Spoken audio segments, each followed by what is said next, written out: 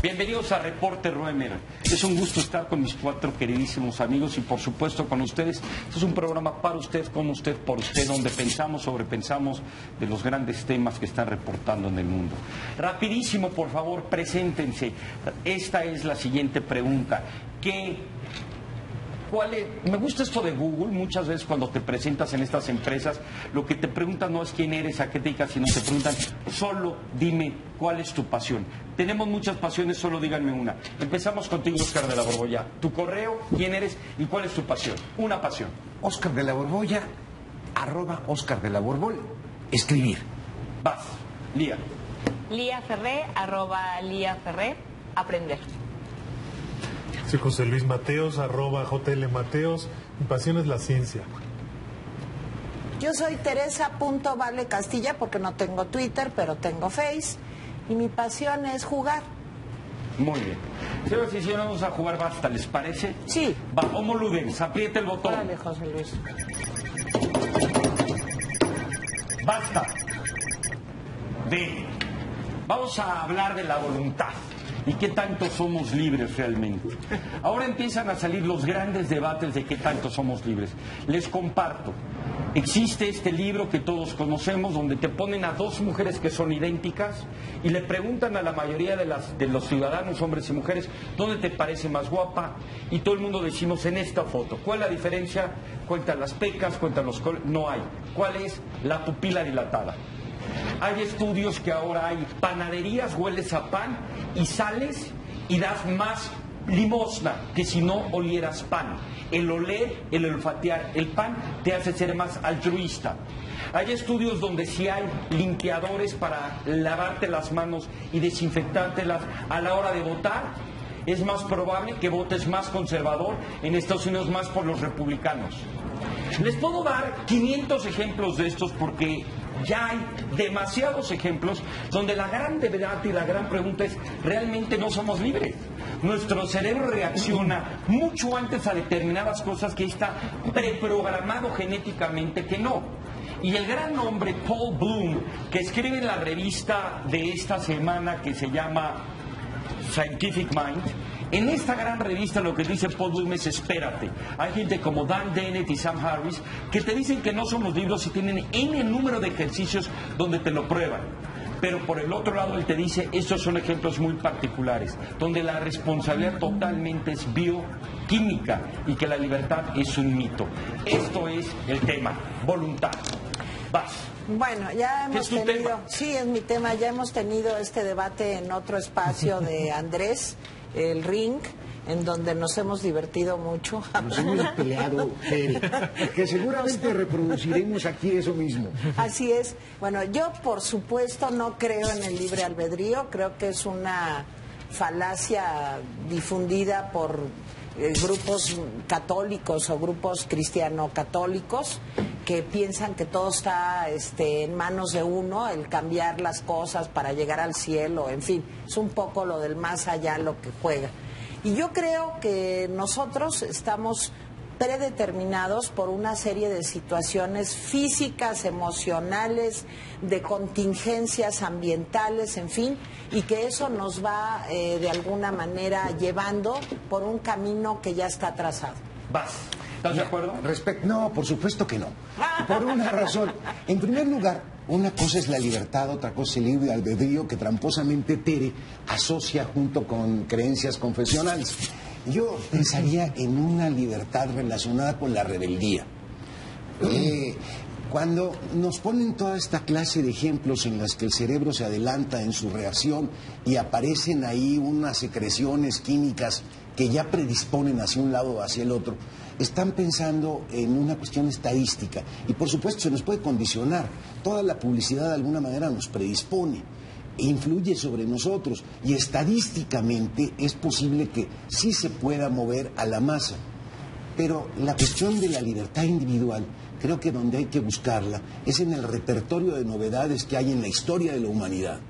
Y se entiende no como un simple elegir lo que está dado enfrente, sino como un producir algo que no está dado enfrente y elegir lo que no hay. Cuando uno elige entre lo que está Efectivamente uno se mueve para acá, para allá, pero cuando uno produce lo que no está, porque esa es la elección que uno decide, entonces la libertad es creación. Ahorita hablamos de eso, vas. Hay una cosa interesante con la libertad, es relativa. ¿Por qué? Porque siempre implica un riesgo. ¿Por qué? Porque tienes que elegir. Y cuando el ser humano se ve en el riesgo de elegir y no elegir correctamente, se pone vulnerable. Entonces es más fácil tomar una opción que alguien más pensó por ti, en donde no te pones en riesgo sobre tu propia elección. Esa es por lo menos es mi punto de vista. La realidad es que siempre estás buscando, nuevamente, vuelvo a insistir lo que yo siempre repito, es la aceptación o hacer la elección correcta para tener el resultado correcto para que los demás te vean bien, te acepten bien o acepten bien cualquier cosa que tú decidas. Vas. Sí, yo creo que todos los estudios que tú mencionas que son ciertos, es algo estadístico. Y hay otros, por ejemplo, la oxitocina, si respiras oxitocina, pues te hace que confíes más en las personas, etcétera. Ahora, es algo estadístico por un lado. Y sí es muy peligroso caer en un extremo en este determinismo genético. Y por otro lado, que ingenuamente pensar que somos totalmente libres. Yo creo que hay tonos de grises y estamos ahí dependiendo de la circunstancia. Sin embargo, ese espectro de elección está limitado por cuestiones genéticas o de otro estilo, bioquímicas en el cerebro, sí. Y a veces nos cuesta trabajo y está conectado con otros temas que hemos abordado.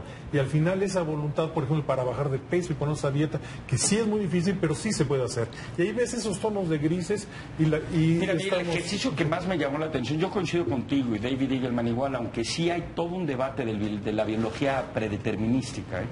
El ejercicio que más me llamó la atención tiene que ver con lo que dices de rebeldía, es grandes estudios que hacen ahora de gente que, por ejemplo, pertenece a un partido político. Y ese partido político, como experimento, propone algo que no va en código con él. Imagínate que el PRD hablara de que emite el voto de vamos a privatizar lo que sea. Obviamente no va en código.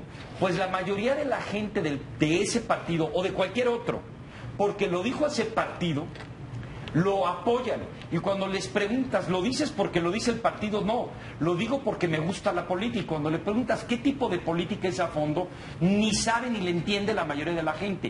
Es decir, estos son ejercicios tan interesantes donde sigues tanto lo que se supone y lo que tú crees, que no importa realmente el fondo.